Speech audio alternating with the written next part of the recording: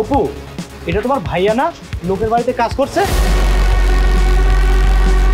হ্যাঁ, এটা আমার ভাইয়াই তো, কিন্তু আমি এটা বুঝতে পারছি না ভাইয়া অন্য লোকের বাড়ি কাজ করছে কেন। সি, আমার তো নিজের উপরে এখন ঘৃণা লাগছে যে আমি এত নিচু জাতের একটা মেয়ের সাথে রিলেশনে আছি যার ভাই লোকের বাড়ি ঝাড়ুদারের কাজ করে। চুপ করো তুহিন, যা মুখে আছে তাই বলছো। বুঝতে পারছি না ভাইয়া এখানে এভাবে এসব করছে কেন।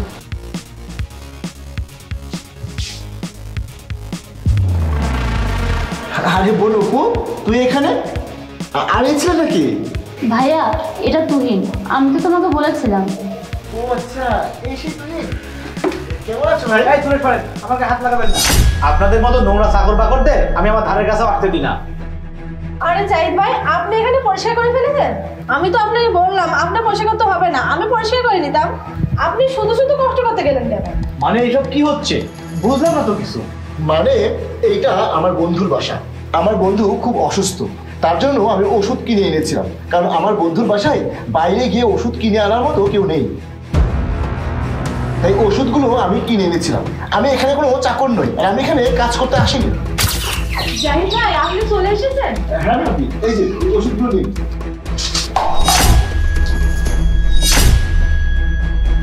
আই এম সো সরি ভাবি, ভুল করে হাত থেকে ওষুধের বোতলটা পড়ে গিয়েছে। আরে ভাইয়া, কোনো ব্যাপার না, আপনি তো আর ইচ্ছা করে ফেলেননি। আমি পরিষ্কার করে নিব, আপনি আপনার বন্ধুর কাছে দিয়ে বসেন। না না ভাবি, আমি করে দিচ্ছি। আপনাকে আর কষ্ট করে এই অবস্থায় পরিষ্কার করতে হবে না। আপনাদের বাসায় ঝাড়ুটা কোথায় আমাকে একটু দেখিয়ে দিন। আরে ভাই, আপনি পাগল নাকি? আপনার বন্ধু, আপনার কাছে গিয়ে বসুন, তারপর ওষুধ এনে দিন, আর এগুলো আমি পরিষ্কার করবো। আরে না না ভাবি, কোনো সমস্যা নেই, আমি করে দিচ্ছি। না না ভাই, আপনাই করতে হবে না, আপনি ভিতরে আসুন। বাবু কাঁদছে, আমি আসি। ভাবি, এই যে ধরুন, এই ওষুধগুলো আপনাকে খাইয়ে দেন, আমি এখন আসছি। আমি পরে এসে আমার ওষুধটা নিয়ে এসে দেবো, ঠিক আছে? যান।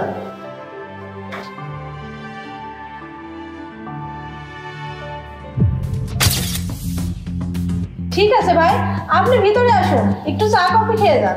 না না ভাবি, পরে যখন ওষুধ দিতে আসবো তখন খেয়ে যাবো, এখন আর খেতে ভালো লাগছে না। অপু, চল বল।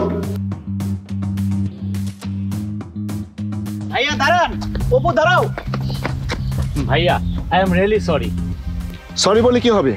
তোমার সাহস কিভাবে হলো আমাকে জাজ করার? যাই হোক, ভালোই হয়েছে। অ্যাটলিস্ট তুমি মানুষ হিসেবে কি রকম সেটা তো জানতে পারলাম, যে তুমি গরিব মানুষদের সাথে কি রকম ব্যবহার করো আর কিভাবে ওদের সাথে কথা বলো। তুমি বাইরে থেকে অনেক বড় লোক, কিন্তু মনের ভিতরে তুমি আসলে অনেকটা গরিব। আমি আমার এই বোনের হাত এমন কারো হাতে দেব না যারা বড়দেরকে কিভাবে সম্মান করতে হয় বা তাদের সাথে কিভাবে কথা বলতে হয় সেটা জানে না। আমি আমার এই বোনের হাত এমন কোনো ছেলের হাতে তুলে দেব যার পকেটে 2 বেলা খাবার টাকা না থাকুক, কিন্তু সে বড়দের কিভাবে সম্মান করতে হয় সেটা জানে। নিচু জাতের বা গরিবদের সাথে কিভাবে কথা বলতে হয়, কিভাবে তাদের পাশে দাঁড়াতে হয় সেটা সে জানে। আমি তার কাছেই আমার বোনকে দেব, তোমার মতো কোনো নিচু মনে মানুষের কাছে নয়। সামনে দিকে সরে যাও।